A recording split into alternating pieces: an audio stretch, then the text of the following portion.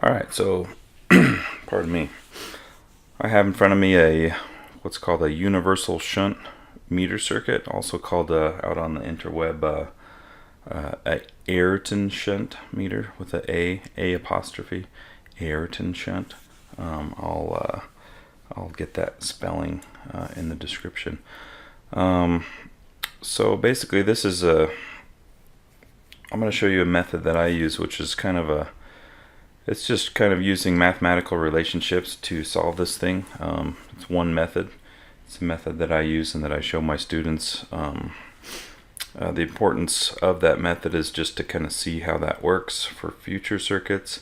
There are other methods to solve these universal shunt, Ayrton shunt circuits. So the way I do it is I just do a redraw for each of these three ranges. Let me just see. I'm on a blue here.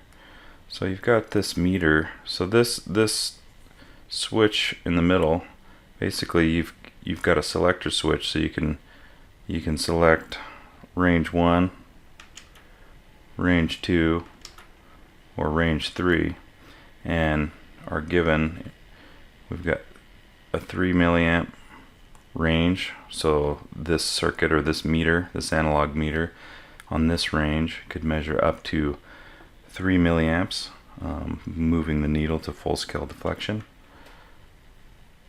7 milliamps.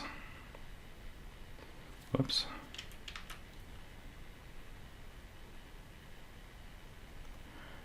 And 13 milliamps. Okay. So I'm going to do a redraw for each of these ranges. And then we're going to pick apart that shunt resistance and just see, what each of those R1, R2, and R3 values need to be in order to design a meter with these three specific ranges that have been given and the meter that we have been given. Alright, so let's go to our range 1 redraw. So refer back to the original schematic. I don't have it up here, but I know my range 1 was 3 milliamps.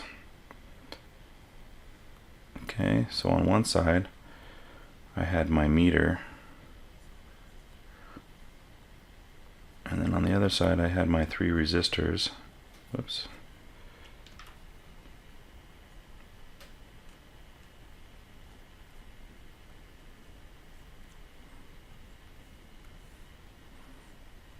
And there's my meter leads. So IM was given at 1 milliamp spec, RM, the resistance of the analog meter, 1 kiloohm spec. Okay, R1 I don't know, R2 I don't know, R3 I don't know, but I'm going to start figuring it out. Alright, so this side over here, the 3 resistors, that's the meter, that's the shunt. So this meter can basically, when 1 milliamp passes through this meter, let me demonstrate that. So when 1 milliamp passes through that meter, IM, the needle will be at full scale deflection. All by itself, the meter alone could measure up to 1 milliamp as a current meter. So if I want to extend the range to 3 milliamps in this configuration, the remaining current, we'll call it IS for range 1, will have to be shunted through those resistors. So I only want 1 milliamp to ever go through this meter maximum. So any additional current has to be shunted away from the meter, maintaining the 1 milliamp through this branch, or showing the change proportionally. Okay, so that current comes in, comes out, so 3 milliamps comes out. I range 1. Alright, at shunt 1, IM is going to be the same all the time. Alright, so you can see here just Kirchhoff node analysis, we're just looking at currents. So IS1 is going to equal I range 1 subtract the given I meter. IS1 equals 3 milliamps minus 1 milliamp. IS1 equals 2 milliamps. Okay, so far so good. Alright, so this isn't too bad to solve now. I happen to know some stuff about the meter I've been given, and with Ohm's law I can solve the voltage of the meter, which is just 1 milliamp times 1k ohm, right?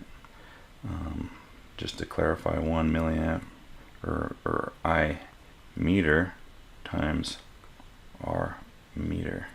Okay, that's a little sloppy. Okay, so V meter, turns out in this case it should be 1 volt because these numbers are pretty easy to work with. Alright, okay, so now we essentially have a parallel network. So the voltage of branch 1, let's call this our shunt, branch 1, branch 2, and just to generalize it as a parallel circuit, branch 1's voltage is going to be equal to branch 2's voltage. Alright, well that's pretty cool. Alright, so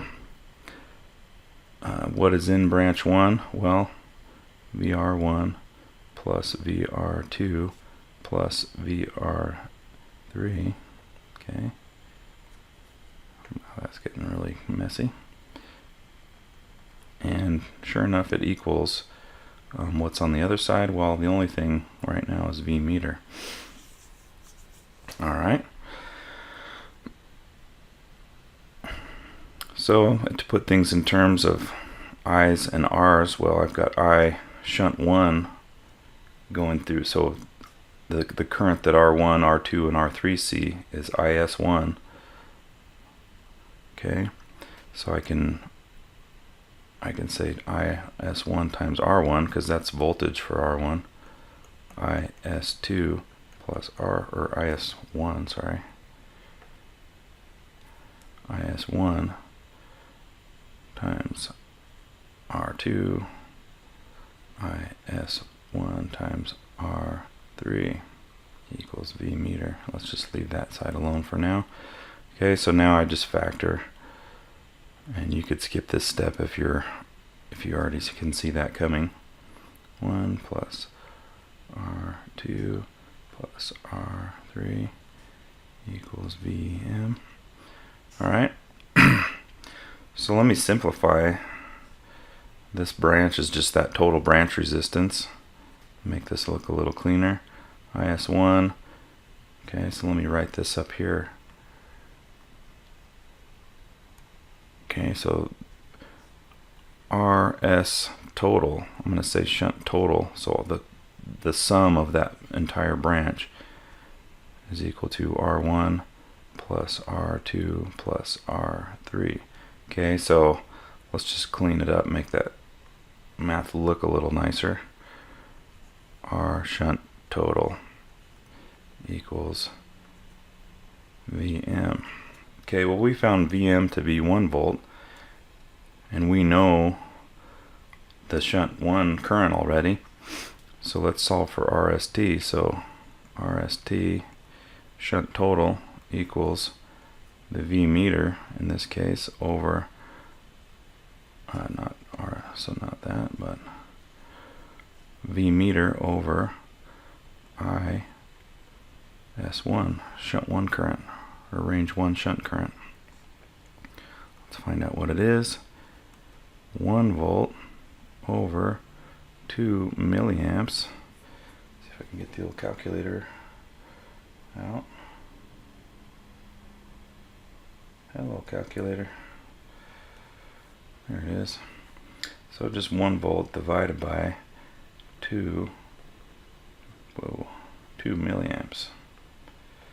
And that's just 500 ohms. Okay, so RST equals 500 ohms.